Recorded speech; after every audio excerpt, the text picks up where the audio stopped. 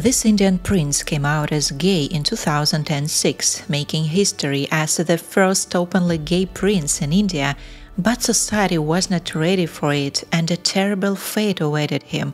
The backlash was so extreme it's hard even to imagine. Stay tuned to my channel to discover how the prince's life unfolded and his situation today. Manvendra Singh Gohil was born into the royal family of Rajpipla, which is part of the ancient Gohil Rajput dynasty, which started in the 6th century. Rajpipla was once one of Gujarat's most important princely states, second only to Baroda. Manvendra's great-grandfather was the last ruling Maharaja of Rajpipla. He lived lavishly, owning Rolls-Royces and building roads and train lines. Though India became a democracy in 1947, royal families like the Gohils remained respected. Manvendra's father, Maharaja Raghubir Singhji, lost his official status as a ruler when India ended its monarchy in 1971. Manvendra was 6 years old then. Despite losing their powers, the family kept their titles and their grand palace, which was turned into a tourist attraction to support their lifestyle. Though they had less money, they still lived in luxury. Manvendra grew up surrounded by this royal splendor. The family had about 100 servants just in the palace kitchen. But despite this luxury, Manvendra's childhood was difficult. His parents were cold and distant. Most of his upbringing was left to a governess. Manvendra became so close to his governess that he was confused about who his real mother was. He realized at age 10 that the woman who cared for him was just an employee. This was a hard truth for him to accept. Manvendra was also left-handed, which his traditional family didn't like. Their religious rituals were meant for right-handers. His parents sent him to a doctor to fix him. The doctor warned that trying to change him could cause severe mental issues, but his parents still tried to control his life. Manvendra grew up feeling different but didn't understand why. From a young age, he sensed that something set him apart. In India, homosocial behavior, where men spend time with men and women with women, was widespread. Go to any palace and they'll have strict sections where men and women cannot mingle, he says. Manvendra was cared for by male servants who treated him with great care, almost like they had a special bond. This made it even harder for him to understand his feelings. He received mixed signals about what was acceptable. On the one hand, they tell you being gay is wrong, but on the other, you have men hanging out with each other, hugging each other. Same with women, he explains. Yet, if you see a man and a woman socializing, they are looked at as if they come from another planet. These confusing messages made it difficult for Manvendra to make sense of his own identity as he struggled to understand his sexuality. Prince Manvendra realized he was gay at the age of 12, but he didn't fully understand what it meant or how to deal with it. He hoped that if he followed the expectations placed on him, he might become like everyone else. So when he was 26 and still struggling with his sexuality, he agreed to marry at his parents' insistence. In 1991, his parents arranged for him to marry Princess Yuvrani Chandrika Kumari. He recalls, "It was a total disaster, a total failure. The marriage never got consummated. I realized I had done something very wrong. Now 2 people were suffering instead of 1. Far from becoming normal, my life was more miserable." After just over a year, his wife filed for divorce. In a letter she wrote, "I'm returning in the same state as I came," confirming that the marriage had never been consummated. Although he received further marriage proposals, he declined them. The failed marriage led Prince Manvendra to suffer a nervous breakdown. It was during this time that he fully realized he was gay. However, at that time, homosexuality was illegal in India. Under Section 377, a colonial-era law, homosexuality was considered against the order of nature and could be punished with up to life imprisonment. This made his situation even more difficult. After another nervous breakdown landed him in the hospital, he finally had to tell his parents about his sexuality. His confession shocked them. They couldn't accept that their son, a prince from an ancient and respected royal family, was gay. His parents were determined to change him. They sought out various methods, believing that his sexuality could be cured through medical intervention. They consulted with doctors and psychiatrists, looking for any way to make their son normal. Prince Manvendra's father, in particular, was deeply concerned about the family's reputation and was willing to do anything to avoid public shame.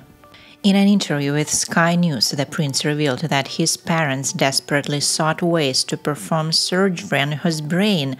One of the most extreme measures they turned to was electroshock therapy, a controversial and painful treatment. The procedure involves sending electric currents through the brain, causing a seizure. It was a horrifying experience for Manvendra, one that left deep psychological scars. He was forced to endure these treatments against his will, each session feeling like torture. Manvendra later described it as one of the darkest periods of his life. Instead of changing who he was, the therapy only deepened his sense of isolation and despair. He felt trapped, not just by his family's expectations, but by a society that refused to accept him as he was. The electroshock therapy was not the only method his parents tried. They also consulted with various doctors who proposed different treatments for his homosexuality. Each attempt was another form of psychological torment, as Manvendra was made to feel that there was something fundamentally wrong with him, that treatments were invasive, painful, and ultimately futile. For Manvendra, these experiences were not just physically painful, but also emotionally devastating. He felt betrayed by his family, who were supposed to love and support him unconditionally. The attempts to cure him only pushed him further into depression and hopelessness. It was an absolute case of discrimination and violation of human rights. Whether I'm a prince or not a prince, parents have no right to put their children through this kind of torture, Prince Manvendra said. The prince claimed that his parents' attempts ended as doctors in the US, where they scheduled that treatment, refused to perform the procedures by stating that homosexuality is not a mental disorder. Nevertheless, he said that he suffered severe embarrassment and humiliation while enduring the pain and suffering of his parents' attempts to change his sexual orientation. It didn't happen, but imagine how much harassment one has to go through, how much humiliation one has to go through just to endure this pain and suffering at the hands of parents. And this is happening to so many individuals in India, he said. In 2006, Prince Manvendra made a courageous decision to come out publicly as gay. After years of struggling with his identity and enduring pressure from his family, he decided it was time to live openly. This was a bold move, especially in a country where homosexuality was still illegal and societal acceptance was almost non-existent. The news spread quickly, sparking a massive scandal in India and beyond. Manvendra became the first openly gay prince in India, and the reaction was immediate and harsh. The conservative society and royal circles were not ready for such a revelation.